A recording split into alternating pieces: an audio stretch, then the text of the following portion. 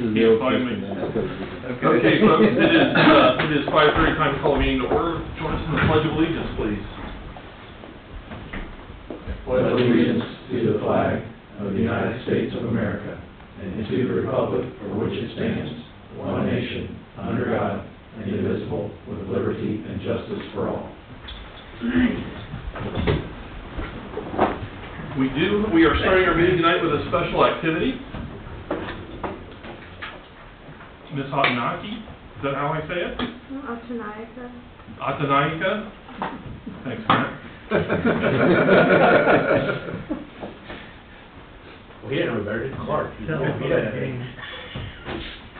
you'd like to come up to the podium, I will read this out loud for you. This is a proclamation of recognition and achievement to Ms. Shinuli Atanaika. Whereas Clearcreek Township resident Shinuli Atanaika has distinguished herself as an exemplary citizen through a profound dedication to volunteer service, having dedicated over 346 hours of her personal time to improving the lives of others over her 2 years at Alter High School, and whereas Shinuli has shown outstanding commitment to the Centerville Park District and has generously volunteered her summer days as a dedicated camp counselor for the Sugar Valley Summer Camp each year, whereas her volunteer spirit extends across numerous local entities, including serving as Vice President of the Teen Advisory Board at the Washington Centerville Library, and offering her time and energy to the Boone Shop Discovery Museum, Mary Cook Library, Hannah's Treasure Chest, and Project Read of Dayton, and whereas Shinuli is recognized not only for her accomplishments, but for her character, embodying the traits of a respectful, friendly, and intrinsically motivated individual who consistently lives beyond herself to serve others. And now, therefore, we, the Clearcreek Township Board of Trustees, do hereby proclaim and recognize Township Resident Shinuli Atanaika for her incredible achievements and service to our local and surrounding communities. We congratulate her for her exceptional civic dedication. Signed, the Clearcreek Township Board of Trustees, Jason Gabbard, Troy Holtry, and Stephen Mearsfall. With that, you get our challenge form.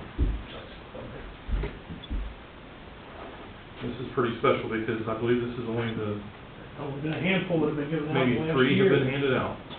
And that's the case, you can keep it in. And here's your proclamation. Congratulations. Thank you. Nicely done, congratulations. And congratulations to you. Yes. Thank you, bye-bye.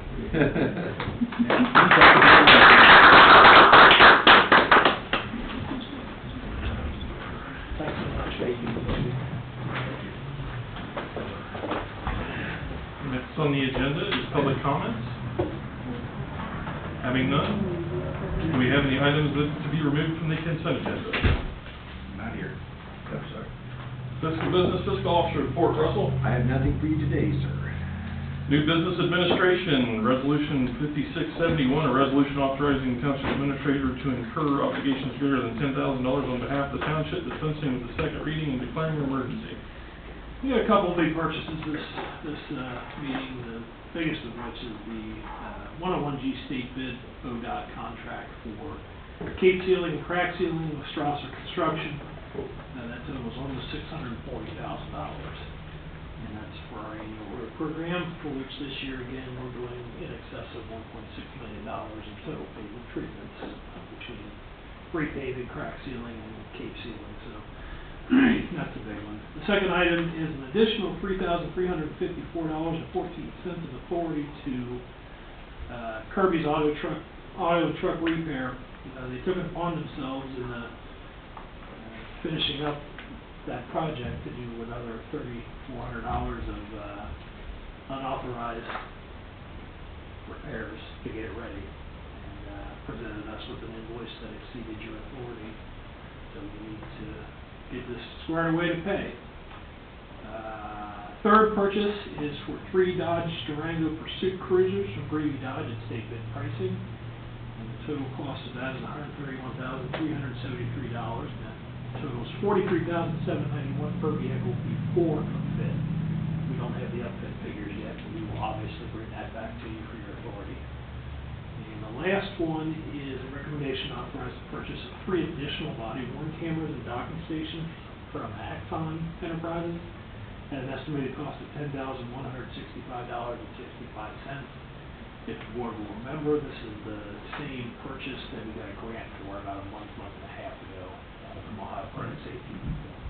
So those are the 4 items, and I'm glad to answer any questions that you have. Did we make sure Kirby's understood that we don't work that way? I am quite sure that Assistant Chief Cox. That message was delivered. Okay. It was after the fact, because we didn't know about it. Yeah, we gotta make sure, we can't spend the public's money that way, so, as long as everybody's on the same page. I don't have any other questions, gentlemen.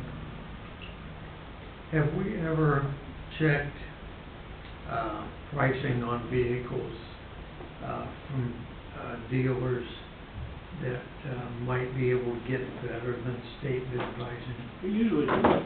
Don't we reach out to them? We've done that in the past. So the state bid is on the basic vehicle. They bid the basic vehicle. And then options that are added is where they start playing games a little bit. Right. So we have, I think maybe 2 other times in the past, been able to find somebody who would do it cheaper. Since they changed hands down in Lebanon, I think we did it once or maybe at least once through them.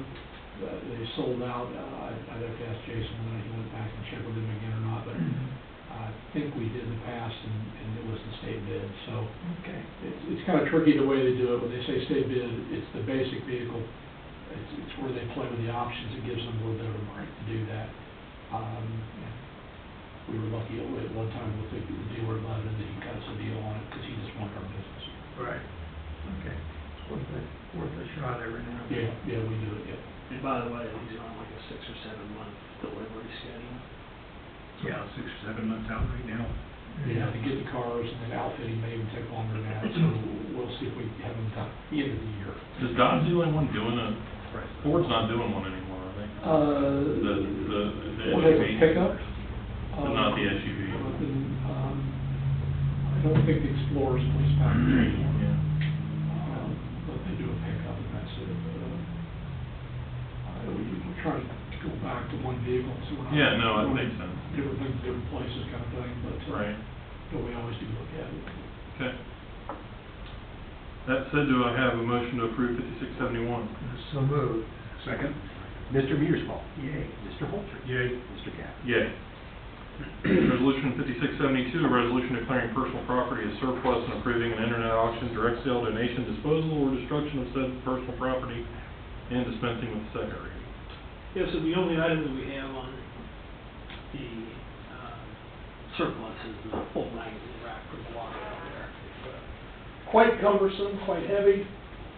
Can't get what we want for it on Gov Deals, then we'll probably just scrap it by the I was gonna say, scrapping might be our best alternative for that thing. Yep.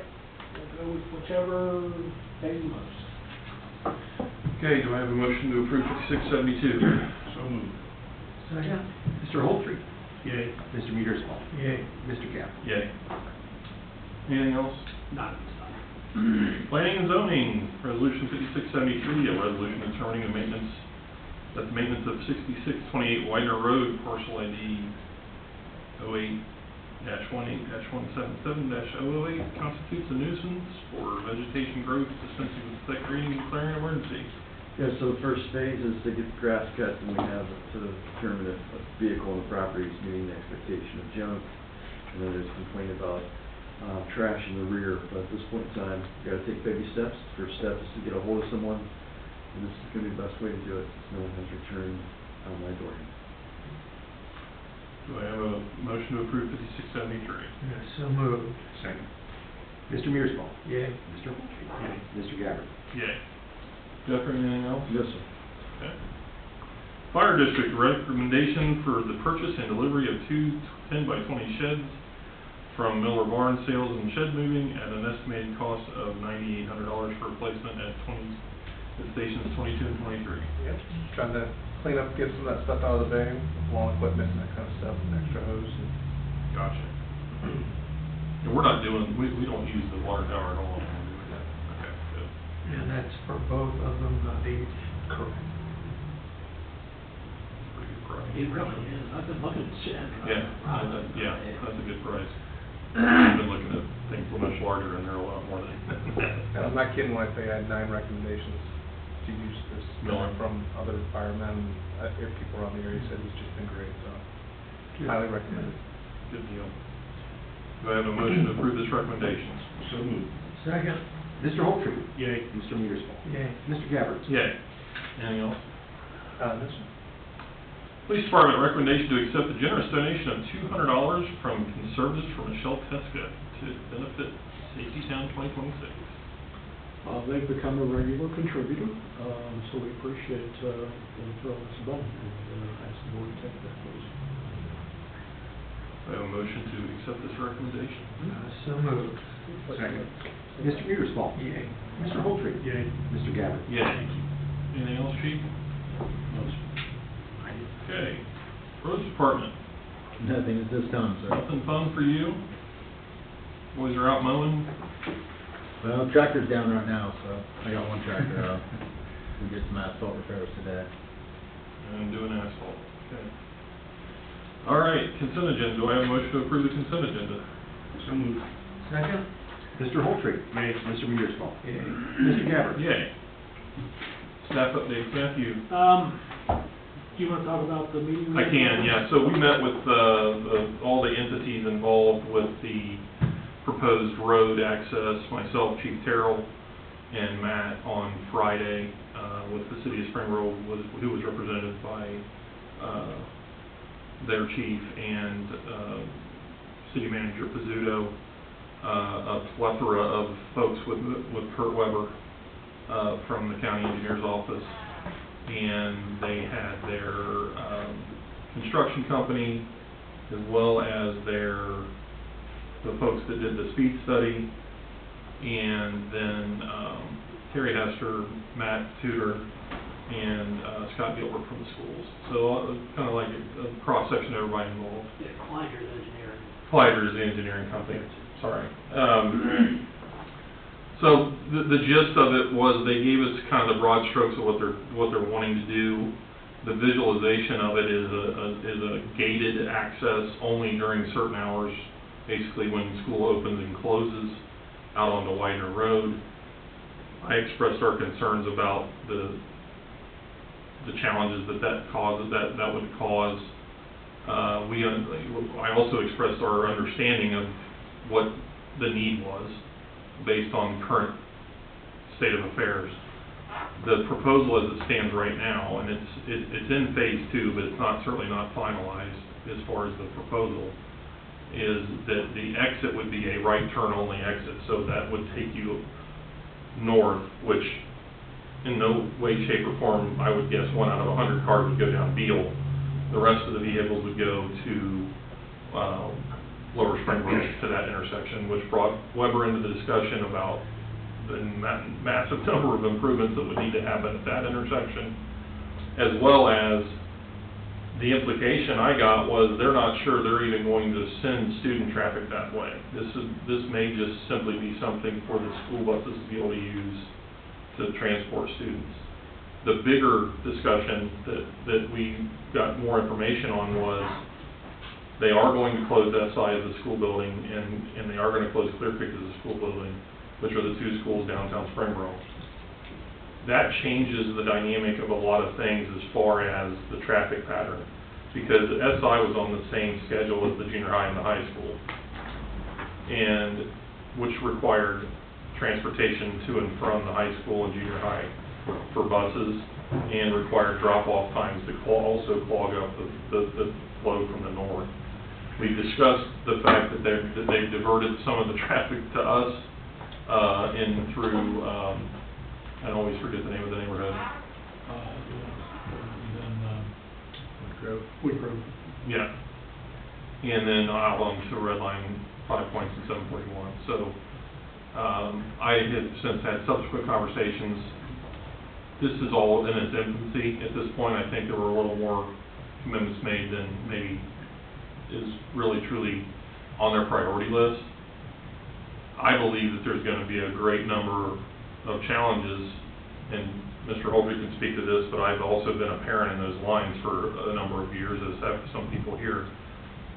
Flowing students, if that is in fact their long-term goal, out the back from where the parking lots are now is going to be a challenge based on the way they flow their buses now.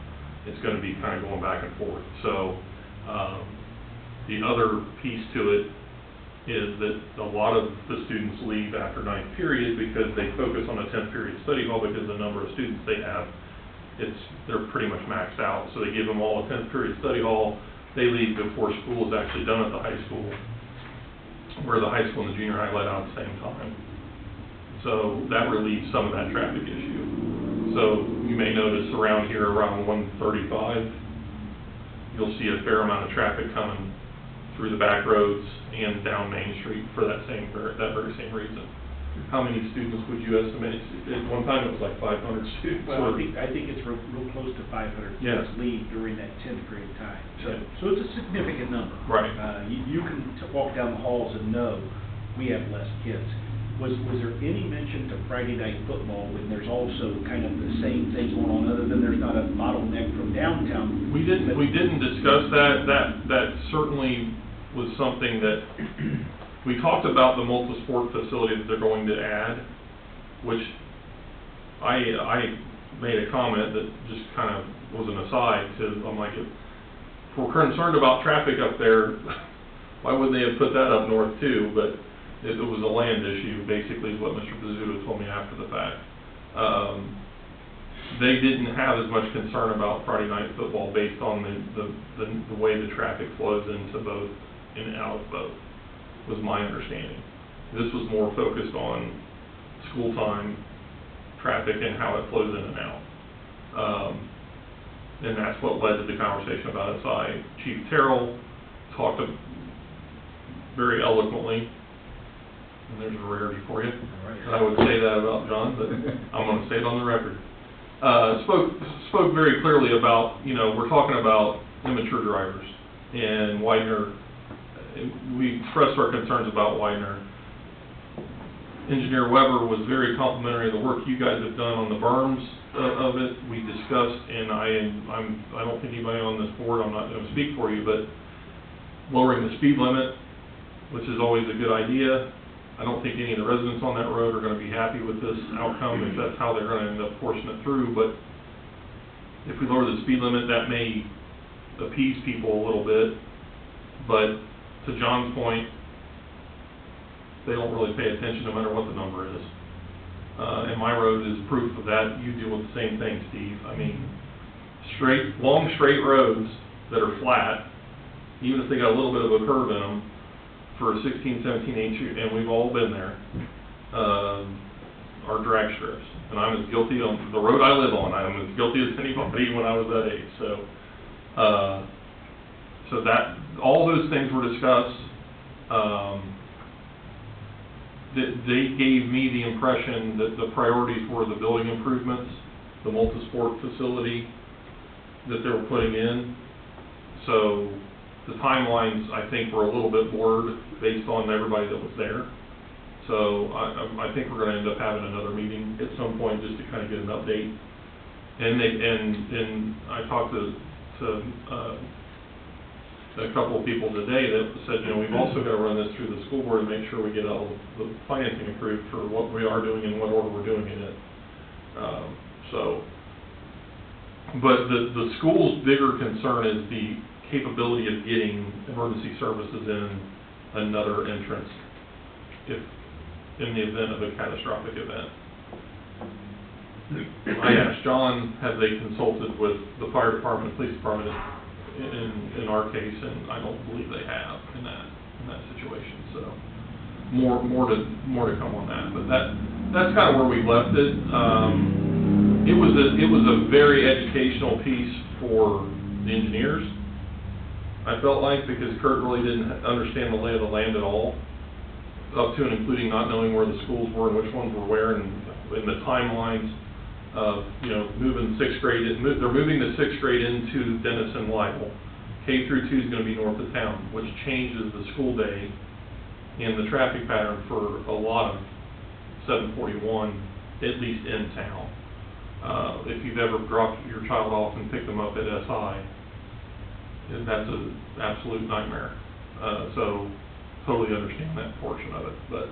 And then Clear Creek having AM and PM kindergarten adds a lot of the different dynamic to the traffic flow there too, and they're gonna go to all day kindergarten as well. So there were updates there that I felt that as a resident and as someone who had kids through the system, I felt better about that they were making those changes. So I didn't like my daughter in the 6th grade riding on a school bus with a bunch of seniors, because the country route, they had a bunch of seniors on that school bus. So, not that they want 2nd graders with 6th graders, but that's a little bit of a better, or 3rd graders, I guess I should say, with 6th graders, so. Outside of that, did I miss anything? As far as I heard. I mean, I was eloquent in my concern that we were not brought into this until now. I acknowledge that it wasn't really too much of the fault of people in the room, but I felt like it could have been done better. So we're going to try to establish a monthly meeting that we can rotate who goes.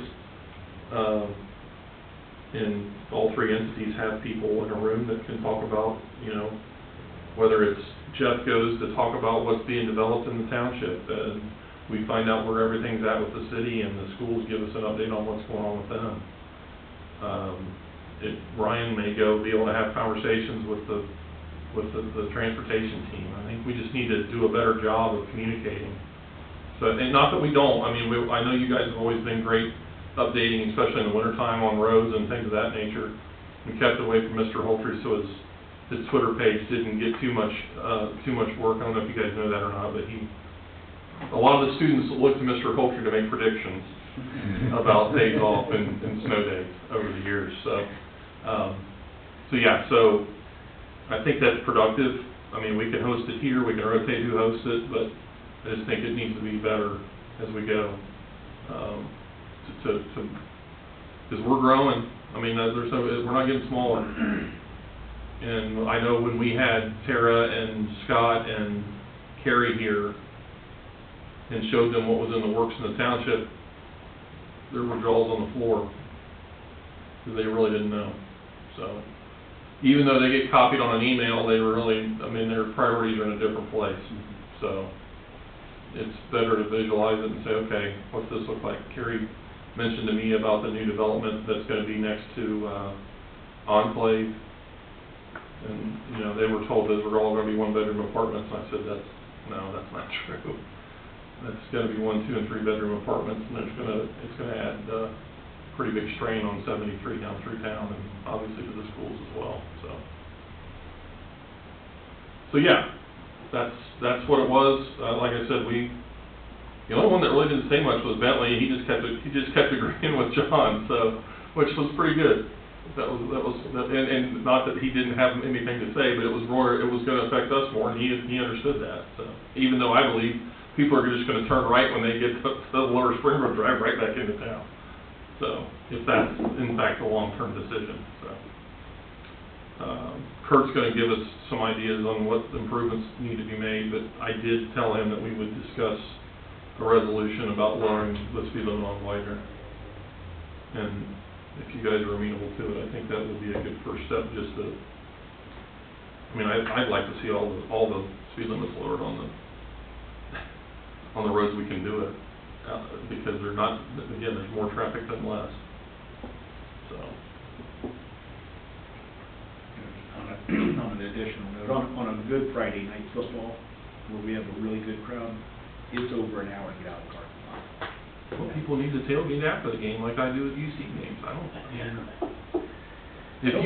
here's the challenge with that, in my eyes, is if you flow people out on the Widener at 10 o'clock on a Friday night, that adds a whole other set of challenges. Lighting and everything, I mean, because it's dark as night down that road, so that would concern me there. Chris alluded to the fact that if there's going to be some progression made, at least whatever form it comes in with this, they plan to make more improvements on 741. But he was pretty staunch about that if nothing happens, then nothing will happen. So we can explore those options down the road as well, so.